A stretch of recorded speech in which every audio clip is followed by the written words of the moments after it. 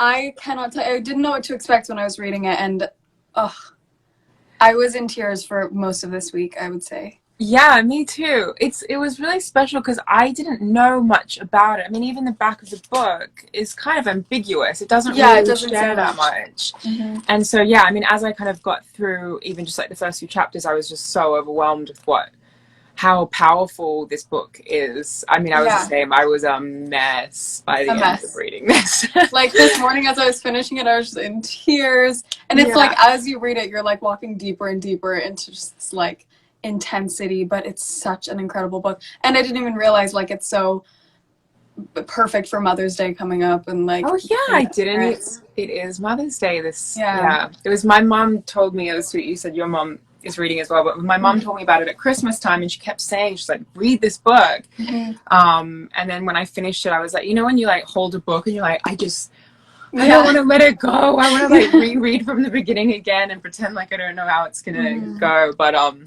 yeah, I think what's so special about this book is, you know, obviously you and I are not parents. Yeah. But there were so many pieces in this that I took out of it, you know, and just the kind of complexities of raising just children in general, let alone a children who, you know, has to overcome so many challenges.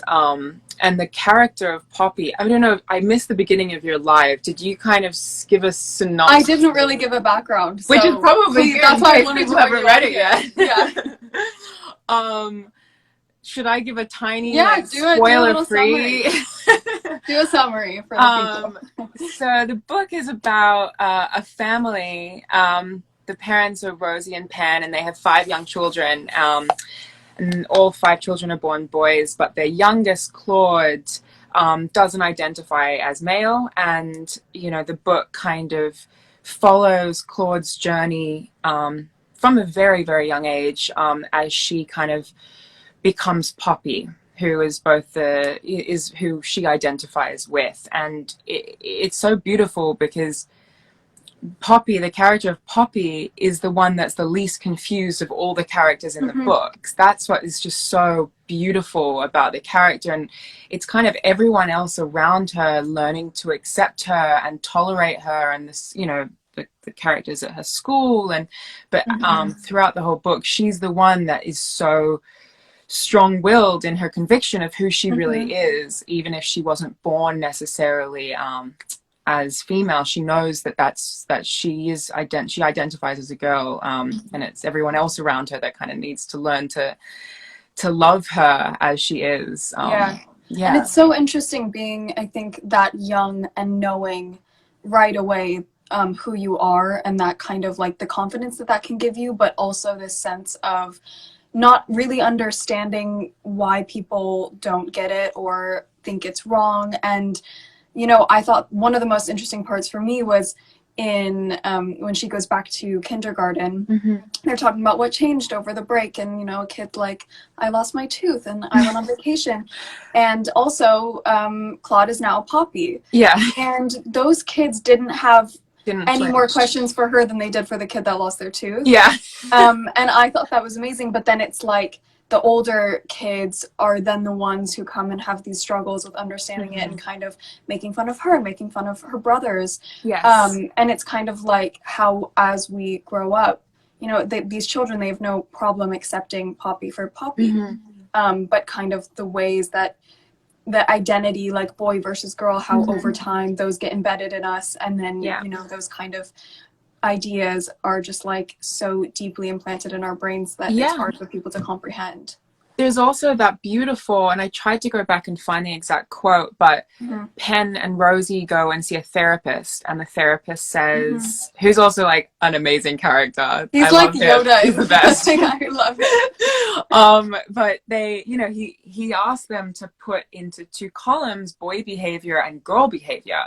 And, you know, all this tension arises because Penn, who's the father, he's sort of not necessarily your generic kind of stereotypical father. He's the one that stays at home. He's mainly the one looking after the children. He's sort of romantic, creative, and then Rosie is the breadwinner, and she is a doctor. And so already that's sort of questioning and challenging some stereotypical traditional gender like roles. when Poppy's like, can I be a girl doctor? Yeah. And the mom's like, well, I'm a girl doctor. Yeah. But this sort of gender roles that we put with jobs. Yeah. And so that, yeah, I really identified with that as well, because it is, and you know, that it's obviously so complicated on both sides, but you know, when there's also another quote about how when little girls wear trousers and want to play soccer, their parents It's are celebrated. thrilled. But if a young boy wants to, you know, identify forever or a period of time as a girl and wear girl clothes, which again is like,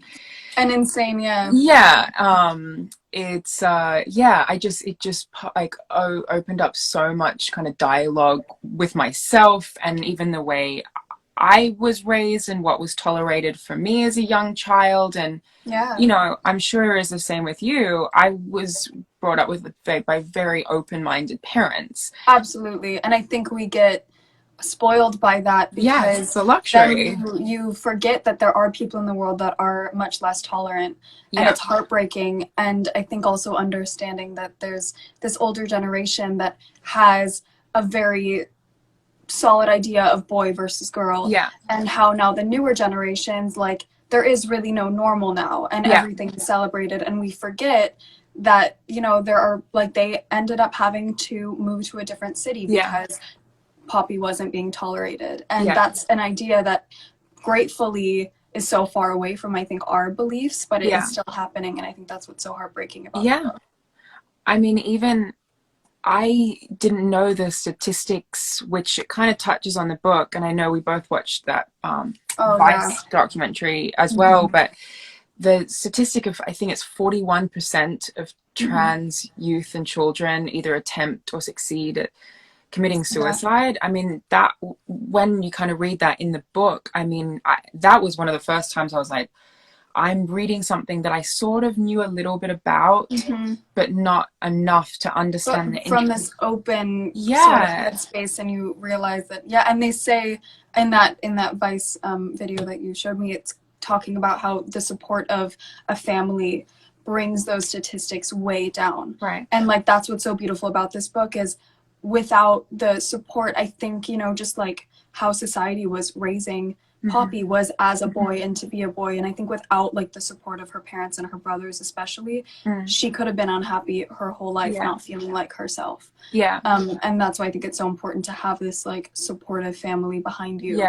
To empower her. And it just it's just even the kind of bathroom bill issue that, you know, I kind of knew peripherally, but kind of to read like such a you know, personal experience, and obviously this is fictionalized, but this represents many thousands and thousands and thousands of children out there. But even kind of the specifics of what that entails, you know, if a child who identifies as a girl or a boy isn't able to use the bathroom that they choose, like that poses so many awful that must feel to have to like go about the world feeling like you're not being celebrated for being yourself. And this sort of like, I think where Poppy starts to get confused is she's like, well, am I lying to people?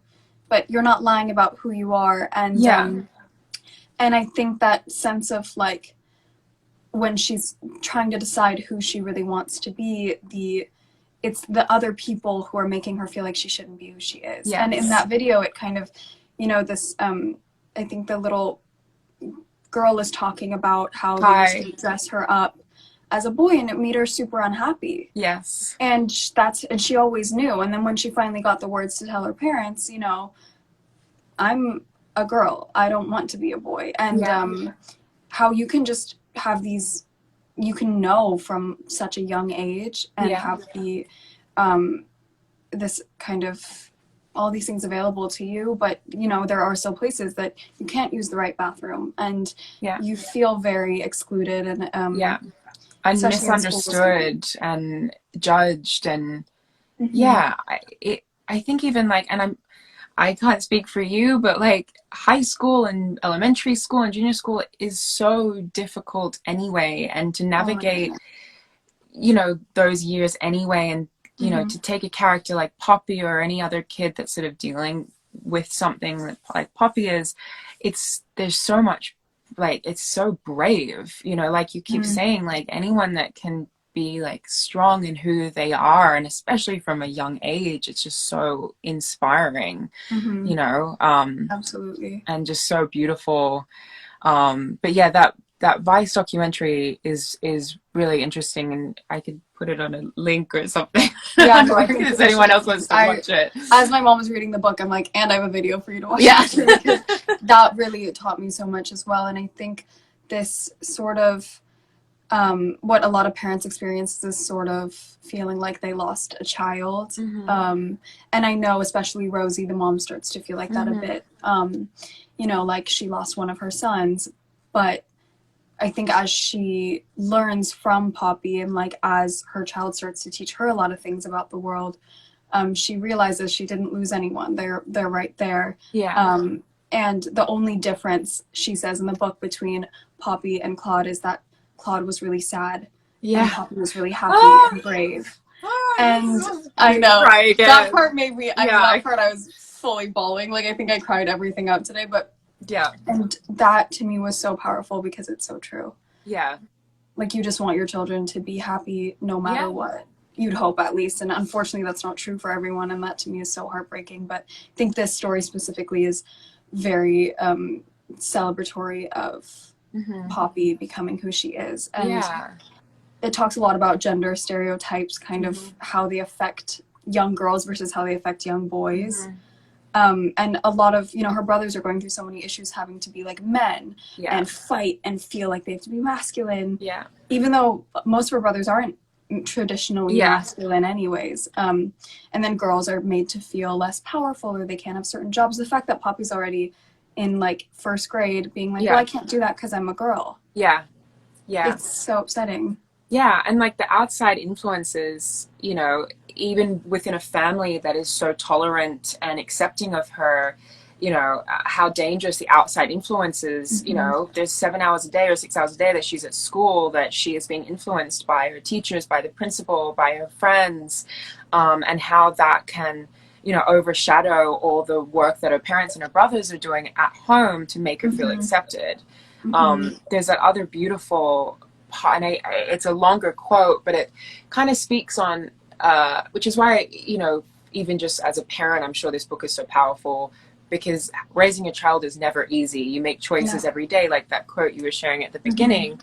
But when Rosie says, I just want her life to be easy, and Penn, the father, is like, I don't want her life to be easy. You know, life isn't worth living if it's just handed to you. Everything is a struggle. And that was so beautiful, because it's something that, you know, it just resonated with me. You know, we think everything's meant to just be handed to us and meant to be easy, but, you know, there's nothing more rewarding than working hard for something. And same with Poppy, you know, that she really believed that that's the life she wanted to live. And there was just something just so beautiful about that little, I think the quote was just like, nothing that's good is ever going to be easy. But in saying that, on a bigger scale, I do think as a society, and I think even now we're living in way more of a progressive society, especially where we live, you know, than years ago. But I mean, there's still so much work to be done on so many different levels to make children like Poppy feel accepted and loved and tolerated. And it really, I mean, I was reading a little bit about the bathroom. I mean, the fact that 75-year-old white men in Congress are making decisions for 6-year-old girls in kindergarten is, so tough. I mean, like, infuriating, so you know, and that it can be taken away, you know, your rights as a woman or a man, or whatever you choose to identify with, can be taken away from you so easily and so quickly by people who may not understand and probably don't understand. That's why I think this book is so important to read, because you're also hearing the less PC side of it, you know, the thoughts that the parents are having where they're like, well, what if people think this, or should we keep it a secret? You're not just hearing, you know, you're really feeling what they're feeling and going through it Yes. with them, and kind of seeing those more vulnerable states where she maybe misses her son, or Yeah.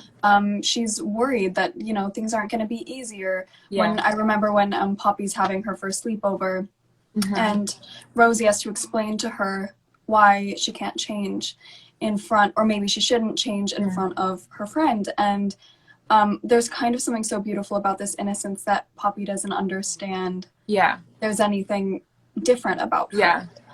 And I think that's part of the beauty of knowing so young and Mm-hmm. transitioning so young, is you don't already have these ideas that society just tends to like plant in your brain about Yeah. what a girl is and what a boy is, and that Right. there can be an in between. And there's that character in when they go and work in the hospital, just Yeah. Poppy and Rosie. She kind of says, you know, we're always changing as people, and Yeah. you're allowed to be in an in between state, and that's Yeah. okay. And you have Yeah. to allow yourself to be there.